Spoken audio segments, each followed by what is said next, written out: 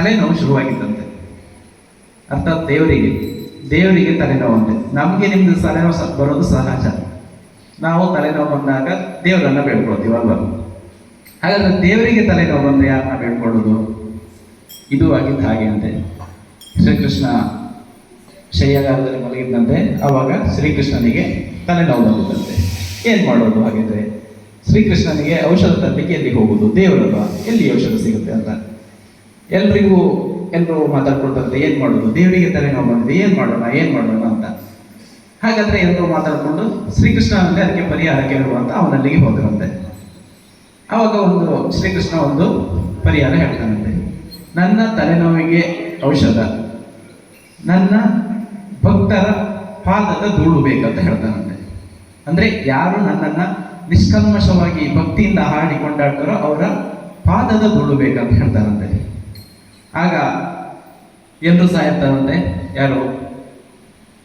ಮಹಾಭಾರತದ ಅರ್ಜುನ, ಭೀಮ, ಧರ್ಮರಾಯ, ನಕುಲ, ಸಹದೇವ ಎಲ್ಲರೂ ಸಾಯ್ತಾರಂತೆ. ಎಲ್ಲರೂ ಸಹ ಶ್ರೀಕೃಷ್ಣನನ್ನ ತಂದೆ ತಾಯಿಯ ರೂಪದಲ್ಲಿ ಕಾಣುವಂಥವ್ರು ಅಲ್ವಾ, ಅವನನ್ನ ಪೂಜಿಸುವಂಥವ್ರು. ಅವರಲ್ಲಿ ಹೋಗಿ ಕೇಳ್ತಾರಂತೆ. ಕೇಳಿದಾಗ ಅವರು ಒಪ್ಪೋದಿಲ್ಲ. ಅಯ್ಯೋ, ನಾವು ದೇವರಂತ ನಂಬುವಂಥ ಶ್ರೀಕೃಷ್ಣನಿಗೆ ಹಣೆಗೆ ನಮ್ಮ ಕಾಲಿನ ಪಾದದ ಧೂಳನ್ನ ಕೊಡುವುದೇ, ಹಚ್ಚುವುದೇ ತಲೆಗೆ ನಮ್ಮಿಂದ ಸಾಧ್ಯ ಇಲ್ಲ ಅಂತ ಹೇಳ್ತಾರಂತೆ. ಎಲ್ಲಿ ಹೋದ್ರು ಸಹ ಇಲ್ಲ, ನಾವು ಕೊಡೋದಿಲ್ಲ, ನಾವು ಆಗೋದಿಲ್ಲ, ನಮ್ಮಿಂದ ಆಗೋದಿಲ್ಲ ಅನ್ನೋ ಒಂದು ಸಂಕಲ್ಪವನ್ನು ಮಾಡಿ ನಾವು ಕೊಡೋದಿಲ್ಲ. ಅಯ್ಯೋ, ದೇವರ ತಲೆಗೆ ಈಗ ನಾವಾದ್ರೂ ಸಹ ಒಂದು ದೇವರ ತಲೆಗೆ ನಮ್ಮ ಪಾದದ ಧೂಳನ್ನು ಹಚ್ಚಲಿಕ್ಕೆ ನಾವು ತಯಾರಿದ್ದೀವಾ? ಇಲ್ಲ ಅಲ್ವಾ? ಅದೇ ರೀತಿ ಯಾರು ಸಹ ಒಪ್ಪೋದಿಲ್ಲ. ಹಾಗಾದ್ರೆ ಎಲ್ಲಿ ಹೋಗುದು ಅಂತ ಆಲೋಚನೆ ಮಾಡುವಾಗ ಗೋಕುಲಕ್ಕೆ ಬರ್ತಾರಂತೆ ದೇವತೆಗಳ ಹತ್ರ. ಗೋಕುಲಕ್ಕೆ ದೇವತೆಗಳ ಹತ್ರ ಬಂದಾಗ ದೇವತೆಗಳು ಆಯ್ತು ಅಂತ ಹೇಳ್ತಾರಂತೆ. ಒಂದು ಬಿಳಿ ಬಟ್ಟೆಯನ್ನ ಹಾಸ್ತಾರಂತೆ. ಬಿಳಿ ಬಟ್ಟೆಯ ಮೇಲೆ ಎಲ್ಲ ದೇವತೆಗಳು ಭಕ್ತಿಯಿಂದ ಹರಿನಾಮ ಸ್ಮರಣೆ ಮಾಡ್ತಾರಂತೆ. ಭಜನೆಯನ್ನು ಹಾಡಿ ಕುಣಿದು ಎಲ್ಲರೂ ಸಂಭ್ರಮಿಸ್ತಾರಂತೆ. ಸಂಭ್ರಮಿಸಿ ಆ ಬಟ್ಟೆಯಲ್ಲಿ ಬಟ್ಟೆಯ ತುಂಬ ಧೂಳು ತುಂಬಿಕೊಳ್ತಾರಂತೆ. ಅವರ ಪಾದದ ಧೂಳು ಅಂದ್ರೆ ಅವರು ಭಕ್ತಿಯಿಂದ ಅಮಿದಾಡಿನಿಂದ ಪಾದದ ಧೂಳು. ಆ ಧೂಳನ್ನು ತಂದು ಶ್ರೀಕೃಷ್ಣನ ಹಣೆಗೆ ಹಚ್ಚಿದಾಗ ಶ್ರೀಕೃಷ್ಣನ ತಲೆನೋವು ಮಾಯವಾಗಿ ಹೋಗ್ತದಂತೆ.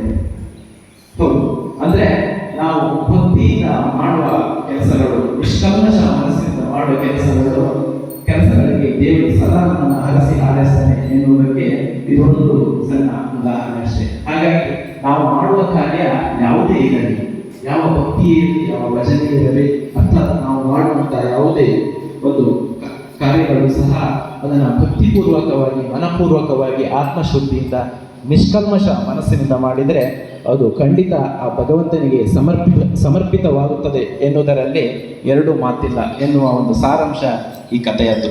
ಸರಿನಾ? ಯಾರೇ ಆಗಿರಲಿ ಸಹ ನಾವು ಒಂದು ಕಾರ್ಯವನ್ನು ಮಾಡುವಾಗ ನಮ್ಮ ಆತ್ಮಶುದ್ಧಿಯಿಂದ ಮಾಡೋಣ, ಏಕಾಗ್ರತೆಯಿಂದ ಮಾಡೋಣ. ಅದರಲ್ಲಿ ಖಂಡಿತ ನಾವು ಯಶಸ್ಸನ್ನು ಸಾಧಿಸ್ತೀವಿ ಅಂತ ಹೇಳ್ತಾ ಇದೀಗ ನಿಮಗೆ ಪಾನೀಯ ವಿರಾಮ. ನೇರವಾಗಿ ಹೋಗಿ ಈ ದಿನದ ತಿಂಡಿಯನ್ನು ಸೇವಿಸಿ ಮತ್ತೆ ನೇರವಾಗಿ ಬಂದು ಕುಳಿತುಕೊಳ್ಳುವುದು ಶಿಸ್ತು ಅತಿ ಮುಖ್ಯ. ಕೊನೆಯ ಬಾರಿಗೆ ಒಮ್ಮೆ ತರಬೇತಿ ನೀಡಿರುವಂಥ ಶ್ರೀ ನರಾಮ್ ಶೆಟ್ಟಿಗಾರ್ ಅವರಿಗೆ ಚಪ್ಪಾಳೆ.